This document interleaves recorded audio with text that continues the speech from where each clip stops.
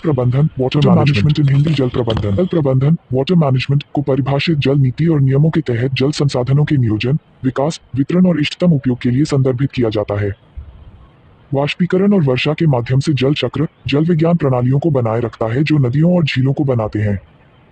Wetland स्थलीय और जलीय पारिस्थितिकी प्रणालियों के बीच मध्यवर्ती रूप हैं और इनमें पौधों और जानवरों की प्रजातियां शामिल हैं जो अत्यधिक नमी पर निर्भर हैं। जल प्रबंधन का अर्थ meaning of water management. Water management जल संसाधनों के इष्टतम उपयोग की योजना, विकास, वितरण और प्रबंधन की गतिविधि है। यह जल चक्र प्रबंधन का एक उपसमुच्चय है। पानी से संबंधित कुछ तथ्य, सम फैक्ट्स अबाउट वाटर। पानी में पृथ्वी की सतह का 70% हिस्सा शामिल है, लेकिन इसमें से केवल 3% ही ताज़ा पानी है। इसमें से 2% ध्रुवीय बर्फ की टोपियों में है और केवल 1% नदियों, झीलों और सबसॉइल एक्वीफरों में उपयोग करने योग्य पानी है। इसे भी पढ़ें, कैसे होता है जल प्रदूषण। इसका केवल एक अंश वास्तव में उपयोग किया जा सकता है। वैश्विक स्तर पर 70% पानी का उपयोग कृषि के लिए, उद्योग के लिए लगभग 25% और घरेलू उपयोग के लिए केवल 5% है। हालांकि यह अलग अलग देशों में भिन्न होता है और औद्योगिक देश उद्योग के लिए अधिक प्रतिशत का उपयोग करते हैं। भारत कृषि के लिए 90%, उद्योग के लिए 7% और घरेलू उपयोग के लिए 3% का उपयोग करता है। आज की कुल ताजे पानी की निकासी 3800 क्यूबिक किलोमीटर होने का अनुमान है, जो सिर्फ 50 साल पहले 2 गुना था। अध्ययनों से संकेत मिलता है कि एक व्यक्ति को पीने और स्वच्छता के लिए प्रतिदिन कम से कम 20 से 40 लीटर पानी की आवश्यकता होती है। दुनिया भर में 1 अरब से अधिक लोगों को स्वच्छ पानी की कोई पहुंच नहीं है। Save water, save life. हमें जल प्रबंधन प्रणाली की आवश्यकता क्यों है? Why we need a water management system? Bharat को 2025 तक पानी के तनाव के गंभीर स्तर का सामना करने की उम्मीद है। वैश्विक स्तर पर 31 देशों में पहले से ही पानी की कमी है और 2025 तक पानी की गंभीर कमी का सामना करने वाले 48 देश होंगे। संयुक्त राष्ट्र ने अनुमान लगाया है कि वर्ष 2050 तक 4 अरब लोग पानी की कमी से गंभीर रूप से प्रभावित होंगे। इससे पानी के बंटवारे को लेकर देशों के बीच कई टकराव होंगे। भारत में लगभग 20 प्रमुख शहर पुरानी या बाधित पानी की कमी का सामना करते हैं। 100 देश हैं जो 13 बड़ी नदियों और झीलों के पानी को साझा करते हैं। उदाहरण इथोपिया है, जो नील नदी और मिस्र के ऊपर की ओर है, जो नील नदी पर निर्भर है। ऐसे क्षेत्रों में पानी के उचित वितरण पर नजर रखने वाले अंतर्राष्ट्रीय समझौते विश्व शांति के लिए महत्वपूर्ण हो जाएंगे। भारत और बांग्लादेश के बीच पहले से ही गंगा के जल उपयोग पर एक समझौता है। इसे भी पढ़ें, fundamental rights in Indian constitution in Hindi. पानी बचाओ, सेव वाटर। पानी बचाओ, सेव वाटर अभियान पानी की कमी के खतरों के बारे में हर जगह लोगों को जागरूक करने के लिए आवश्यक है। दुनिया के जल संसाधनों के बेहतर प्रबंधन के लिए कई उपायों की आवश्यकता है। पानी को बचाने के कुछ तरीके इस प्रकार हैं। How to save water. Water harvesting. पानी बचाने की तकनीक को वाटर हार्वेस्टिंग कहा जाता है। यह 2 प्रमुख प्रक्रियाओं द्वारा किया जा सकता है। वर्षा जल संचयन। यह प्राकृतिक टैंकों या जलाशयों में वर्षा जल के संग्रहण और भंडारण की एक विधि है। भूजल संचयन। भूजल कटाई जमीन के नीचे रखे पानी को बचाने की एक विधि है। ड्रिप सिंचाई। इस विधि में सिंचाई को विभिन्न फसलों की जड़ों तक या तो मिट्टी की सतह पर या जड़ पर धीरे धीरे पानी टपकता है। वर्षा जल संचयन। इस विधि में बारिश के पानी को बड़े तालाबों या अन्य चीजों में संग्रहित किया जाता है। इस संग्रहित पानी को भविष्य में दोबारा इस्तेमाल किया जा सकता है।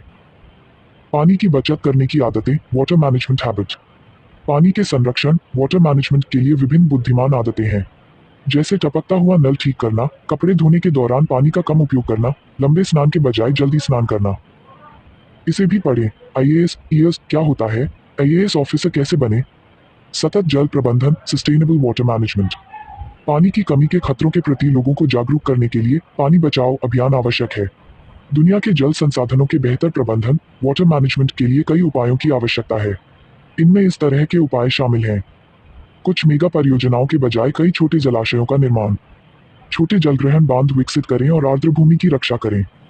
मृदा प्रबंधन, सूक्ष्म जलग्रहण विकास और वनीकरण भूमिगत जलवाही स्तर के पुनर्भरण की अनुमति देता है, जिससे बड़े बांधों की आवश्यकता कम हो जाती है।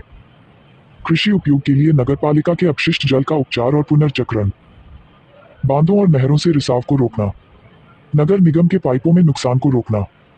शहरी वातावरण में प्रभावी वर्षा जल संचयन। कृषि में जल संरक्षण के उपाय जैसे टपक सिंचाई का उपयोग करना। अपने वास्तविक मूल्य पर पानी का मूल्य निर्धारण लोगों को अधिक जिम्मेदारी और कुशलता से उपयोग करता है और पानी की बर्बादी को कम करता है। जंगलों वाले क्षेत्रों में जहां भूमि का ह्रास हुआ है, पहाड़ी ढलानों के साथ बांधकर और नाला प्लग बनाकर मिट्टी प्रबंधन नमी बनाए रखने में मदद कर सकता है और अपमानित क्षेत्रों को फिर से वनस्पति करना संभव बना सकता है। बांधों की समस्या, नदियों का विखंडन और भौतिक परिवर्तन, नदी के पारिस्थितिकी तंत्र पर गंभीर प्रभाव, लोगों के विस्थापन के कारण बड़े बांधों के सामाजिक परिणाम, जल जमाव और आसपास की भूमि का स्थैलीकरण, पशु आबादी को खत्म करना, उनके निवास स्थान को नुकसान पहुंचाना और उनके प्रवास मार्गों को काट देना, नाव से मछली पकड़ना और यात्रा बाधित होना, सड़न से वनस्पति और कार्बन प्रवाह के कारण जलाशयों से ग्रीन हाउस गैसों का उत्सर्जन हाल ही में पहचाना गया प्रभाव है। सरदार सरोवर परियोजना, 1993 में भारत में सरदार सरोवर परियोजना से विश्व बैंक की वापसी स्थानीय लोगों की मांगों के परिणामस्वरूप डूबने वाले क्षेत्र में अपनी आजीविका और घरों के नुकसान के साथ हुई थी। नर्मदा पर गुजरात के इस बांध ने हजारों आदिवासी लोग विस्थापित कर दिए हैं, जिनके जीवन और आजीविका को नदी, जंगलों और उनकी कृषि भूमि से जोड़ा गया था। जबकि वे और मछुआरे मोहाना में अपनी मातृभूमि खो चुके हैं, धनी किसानों को कृषि के लिए पानी मिलेगा। हिमाचल प्रदेश में कुल्हड़, हिमाचल प्रदेश के कुछ हिस्सों ने 400 साल पहले नहरों की सिंचाई की एक स्थानीय प्रणाली विकसित की थी जिसे कुल्हड़ कहा जाता है।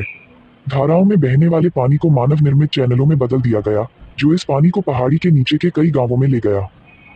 इन कुल्हड़ों में बहने वाले पानी का प्रबंधन, वाटर मैनेजमेंट, सभी गांवों के बीच आम सहमति से हुआ था। दिलचस्प है, रोपण के मौसम के दौरान पानी का उपयोग पहले कुल्ले के स्रोत से दूर गांव द्वारा किया जाता था, फिर गांवों द्वारा उत्तरोत्तर ऊंचा किया जाता था। इन कुल्हड़ों का प्रबंधन 2 या 3 लोगों द्वारा किया जाता था, जिन्हें ग्रामीणों द्वारा भुगतान किया जाता था। सिंचाई के अलावा इन कुल्हड़ों से पानी भी मिट्टी में मिल जाता है और विभिन्न बिंदुओं पर झरनों को खिलाया जाता है। सिंचाई विभाग द्वारा कुल्हड़ों को कब्जे में लेने के बाद उनमें से ज्यादातर खराब हो गए और पहले की तरह पानी का कोई साझा हिस्सा नहीं है। भारत में जल संचयन एक सदियों पुरानी अवधारणा है। राजस्थान में खादिन, टैंक और नाड़ियां, महाराष्ट्र में बांद्रस और ताल, मध्य प्रदेश और उत्तर प्रदेश में बुंदियां, बिहार में अरहर और वंश, हिमाचल प्रदेश में कुल, जम्मू क्षेत्र के कंडी बेल्ट में तालाब और तमिलनाडु में एरिस टैंक, केरल में सुरंगमा और कर्नाटक में कट्टा जल संचयन सहित कुछ प्राचीन जल संचयन है संरचनाएं आज भी उपयोग में हैं।